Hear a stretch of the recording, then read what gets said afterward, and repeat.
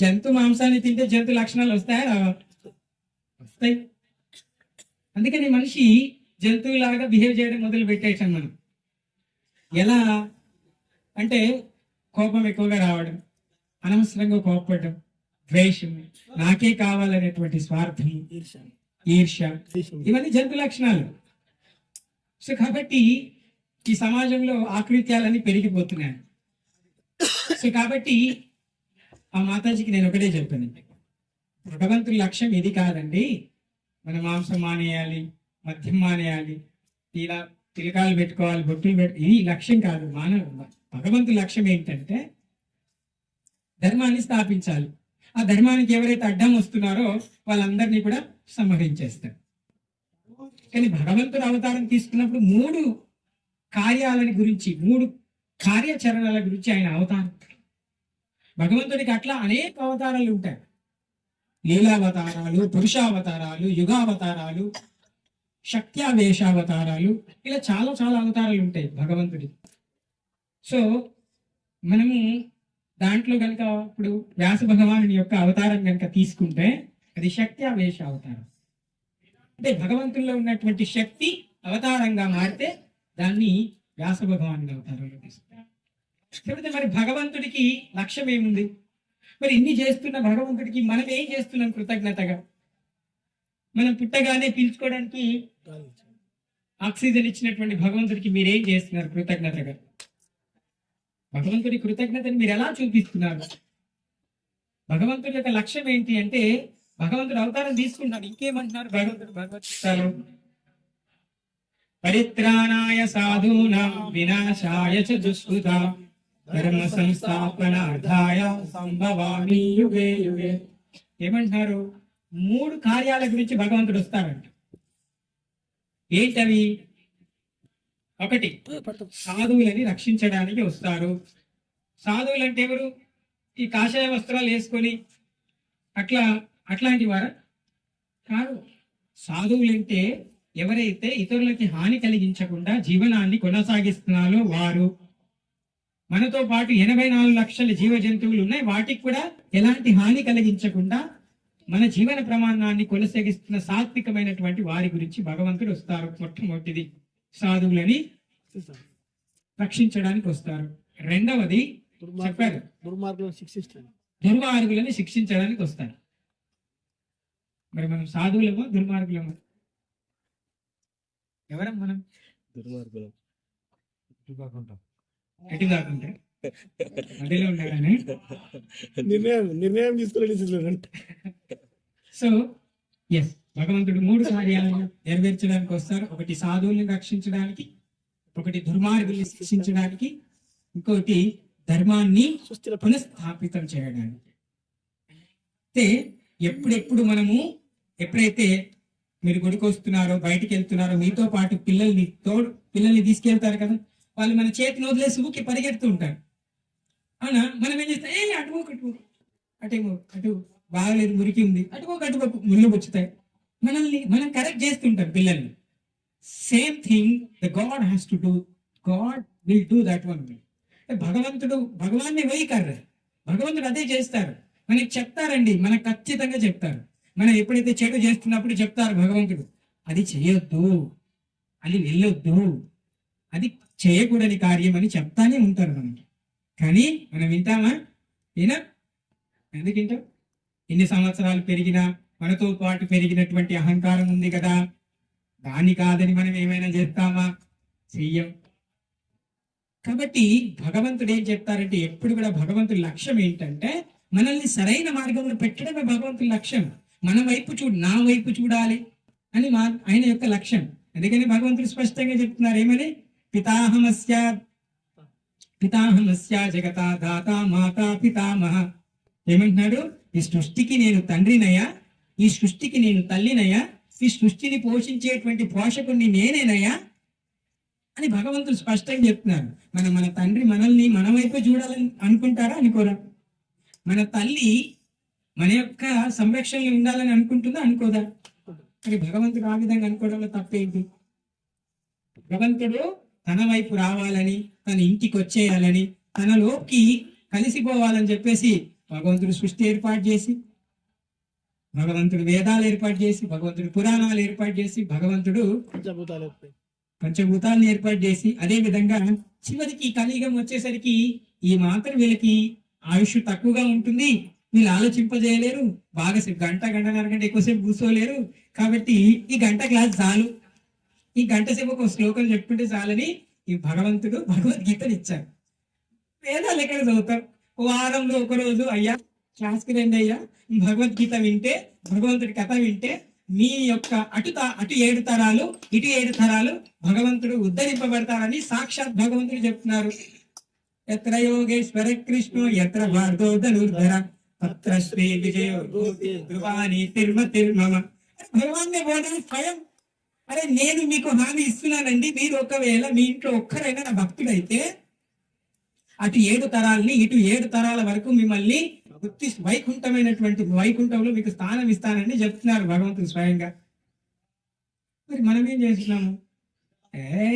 వైకుంఠం పోతాడు, పోతే పోతే గితే ఏమైనా అమెరికా పోవాలి, ఆడొక సంవత్సరం ఉండి రావాలి, 2 సంవత్సరాలు ఉండి రావాలి. అమెరికా పోయినంత మాత్రాన మరణం రాకుండా ఉంటుందా? మీకు స్టీవ్ ఈ యాపిల్ కనుక్కున్నారు, ఎవరు యాపిల్ ఫోన్ ఎవరు కనుక్కున్నారు? నాకు తెలియదు పేరు.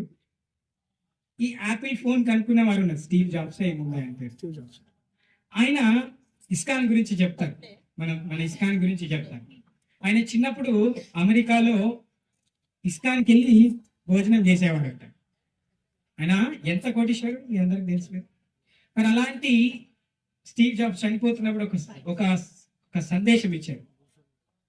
అసలు ఇన్ని రోజులు నేను ఈ సమాజాన్ని, ఈ సమాజంలో ఉన్నటువంటి మనుషుల్ని ఏ విధంగా ఆనందపరుస్తాం, కొత్తది నేర్పిస్తాం అని మాత్రమే ప్రయత్నం చేశాను తప్ప నన్ను నేను ఉద్ధరించుకోవడానికి ఏ మాత్రం ప్రయత్నం చేయలేదు. ఇన్ని రోజులు నేను ఇస్కాన్కి వెళ్ళి, కృష్ణ యొక్క మందిరానికి వెళ్ళి అక్కడ ప్రసాదం తిని పెరిగాను. ఆ ప్రసాదం తినే నేను ఇంత వాడిని అయ్యాను, కానీ నాకు కృష్ణ భక్తి అబ్బలే. ఈ రోజు ప్రపంచంలో అమెరికా జనాభాలో 32% మంది వైష్ణవులుగా మారారు. రష్యాలో, అసలు రష్యా అంటే కంప్లీట్ సెక్యులర్ కంట్రీ, అది కంప్లీట్ గా కమ్యూనిస్ట్ కంట్రీ, అక్కడ 41% మంది వైష్ణవులుగా మారిపోయారు. ప్రభుపాద్ 108 దేశాల్లో 108 మందిరాలు కట్టారు. మీరు చూస్తే కనుక సోషల్ మీడియాలో పిచ్చి, ఇంకా మనం ఇలా ఉన్నాం, కానీ వారందరూ కూడా చాలా సాంప్రదాయబద్ధంగా వాళ్ళ పిల్లలతో సహా ఆధ్యాత్మికమైనటువంటి జీవనంలో వారి జీవనం సాగిస్తారు. అంటే భగవంతుడి యొక్క లక్ష్యం ఏంటో వాళ్ళకి అర్థమైపోయింది. నేను తిరిగి భగవంతుడి యొక్క లోకానికి వెళ్ళిపోవాలి, నా తండ్రి లోకానికి వెళ్ళిపోవాలి. మీకు అక్కడ అత్యంత స్వేచ్ఛ ఉంటుంది. మీరు ఎక్కడికైనా పరిగెత్తచ్చు, మీరు ఎక్కడికి పరిగెత్తినా అక్కడనే ముందే మీ యొక్క భగవంతుడు ఉంటాడు, మీ యొక్క ఆలోచన ప్రకారం భగవంతుడు ఉంటాడు. సో కాబట్టి మన యొక్క లక్ష్యాన్ని భగవంతుడు వదిలేశారు మనకి. అయ్యా నేను మీకు స్వేచ్ఛని ఇస్తున్నా, మీరే నిర్ణయించుకోండి మీ యొక్క లక్ష్యాన్ని. అసలు మీకు ఎప్పుడైనా డౌట్ వచ్చిందా? అసలు ఈ భగవంతుడు ఈ భూమి ఎందుకు ఏర్పాటు చేశాడు, ఇన్ని వాయువులు ఇవన్నీ ఎందుకు చేస్తున్నారు? అవునా? సృష్టిలో సత్యయుగంలో 2 రాక్షసులు ఎందుకు రావాలి, ఆయన అవతారాలు ఎందుకు తీసుకోవాలి, భూమిని హిరణ్యాక్షుడు లోపల పడేస్తే ఆయన వరాహ అవతారం ఎత్తి ఎందుకు దేవట్టాలి, అవునా? కూర్మ అవతారం ఎత్తి తన వీపు పైన మందర పర్వతాన్ని ఎందుకు మోయాలి, మోహిని అవతారం ఎందుకు ఎత్తాలి, అవునా? దాని తర్వాత ఇంకేం అవతారం, మత్స్యావతారం ఎందుకు ఎత్తాలి, ఆ వేదాలను ఎందుకు రక్షించాలి, అదే త్రేతాయుగంలో రాముడు అవతారం ఎందుకు ఎత్తాలి, 14 సంవత్సరాలు తల్లిదండ్రుల్ని వదిలేసి భార్యతో పాటు ఈ యొక్క రాజ్యాన్ని సంపదనంతా వదిలేసి అన్ని కష్టాలు ఎందుకు పడాలి, ఆ రాక్షసులతో ఎందుకు సంహారం చేయాలి, అదే విధంగా మళ్ళీ ద్వాపరయుగంకి వచ్చేసరికి భగవంతుడు జైల్లో ఎందుకు పుట్టాలి, జైల్లో పుట్టాల్సిన కర్మ ఏంటి, జైలు ముంగట కత్తి పట్టుకొని కూర్చునేటువంటి మేనమామ ఉంటాడు, ఆయనకి ఎప్పుడెప్పుడు పుడతాడో సంపేద్దామనేటువంటి కర్మలు ఆయన ఎందుకు పుట్టాలి, అవునా? పుట్టగానే 3 నెలలకి పూతన అనేటువంటి రాక్షసి వచ్చి ఆయన సంపేస్తాను ఎందుకు అనాలి?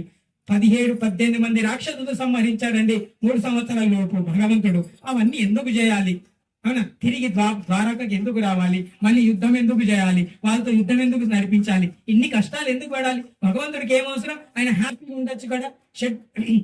షడ్ విభూతి ప్రాయ ఎంతేష్వ 6 గుణాలని నిష్ఫలంగా కలిగినటువంటి వాడ, ఓ భగవంతుడు 6 గుణాలు నీకేం తక్కనయ్యా, నీకు ఐశ్వర్యం, నీ అంత ఐశ్వర్యం ఎవరికి ఉంది, నీ కీర్తి ఎవరికి ఉంది అని చెప్తున్నారు భాగవతంలో నారద మహర్షి.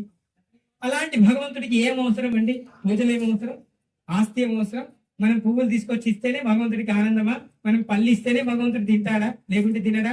భగవంతుడు చెప్తున్నారు, భూమి నేనే, ఆకాశం నేనే, భూమి లోపట గంధాన్ని నేనే, పుణ్యో గంధా పృథివ్యాం చ. మీరు భూమి లోపట వెతికితే నేను గంధానయ్య, దాంట్లోకి మీరు ఏది పండించినా దాంట్లోకి నేను విటమిన్ గా వచ్చేస్తానని చెప్పి. మరి ఇన్ని ఎందుకు చేయాలి భగవంతుడు? అసలు భగవంతుడి లక్ష్యం ఏంటి? అసలు మనం భగవంతుడి నుంచి ఎందుకు విడిపోయాం? భగవంతుడు మనలా ఉన్నాడా, మనం భగవంతుడిలాగా ఉన్నామా? కిస్లే వేసా ఉంది. తల్లిదండ్రులు అంటారు ఈయన నాలాగున్నాడు అంటారు కదా, మా అబ్బాయి నాలాగున్నాడు అంటారు, కానీ ఆ అబ్బాయి లాగా నేను ఉన్నాను అంటారా? అంటారా? అనం. అంటే భగవంతుడి లాగా ఎందుకున్నామంటే భగవంతుడు అణువు భగవంతుడు విభు అయితే మనం అణువు. భగవంతుడి యొక్క భగవంతుడి సముద్రం అయితే భగవంతుడి యొక్క సముద్రంలో మనం ఒక నీటి బిందువు. సో భగవంతుడి యొక్క తత్వాన్ని మనము తెలుసుకోలేము. భగవంతుడి యొక్క మార్గంలోకి వచ్చిన తర్వాత మనల్ని ఎట్లా రక్షిస్తారో భగవంతుడు నిరంతరం మనల్ని కాచుకొని ఉంటారట. ఒక చిన్న కథ చెప్పి నేను ముగిచ్చేస్తాను. సో ఒక వ్యక్తి ఉన్నారు, ఒక గుడి ఉంది, ఇట్లానే మనల వాసవి మాత లాగా ఒక టెంపుల్ ఉంది, కృష్ణుడి టెంపుల్. ఆ టెంపుల్లో ఒక స్వీపర్ ఉంటాడు, ఎవరు నూచే వాళ్ళు ఉంటారు. రోజు చూస్తారు ఆయన, భగవంతుడు ఇలా విగ్రహం ఉంటుంది గుళ్ళో, అంత పెద్ద పెద్ద లైన్లు కడతారు. ఇంకా స్పెషల్ రోజు అని మనం అడ్వర్టైజ్మెంట్ చేసినాం అనుకో, బస్ స్టాండ్ దాకా కూడా అవుతాయి లైన్. సో బారులు తీరి ఉంటారు జనాలు. ఎందుకోసం? ఇంకా రోజు కృష్ణుడు దర్శనం ఇస్తున్నారంట. ఇస్తూ ఉంటే ఆయనకి ఏమనిపిస్తుంది అంటే, అరే పాపం భగవంతుడు నిలబడి కాళ్ళు నొస్తాయొచ్చు, ఒకరోజు భగవంతుడికి రెస్ట్ ఇవ్వాలి. భగవంతుడి దగ్గరకు పోయి ఒకరోజు అడుగుతా, కృష్ణుడి దగ్గరికి పోయి మీరు రెస్ట్ తీసుకోండి. అప్పుడు ఒకరోజు ఒకసారి ఏం చేస్తారంటే, ఒక పెద్ద ధనవంతుడు వ్యాపారి వచ్చి ఏం చేస్తారంటే భగవంతుడికి మొక్కుతున్నారు. ఏమని మొక్కుతున్నారు? అయ్యా స్వామి, నేను నా వ్యాపారాన్ని స్టార్ట్ చేశాను, ఇంకా మంచి వ్యాపారం చేయాలి, ఇంకా ధనం రావాలి అని మొక్కి సడన్ గా ఆయన బ్రీఫ్ కేస్ అక్కడ మర్చిపోతాడు. ఏం మర్చిపోతాడు? Brief case.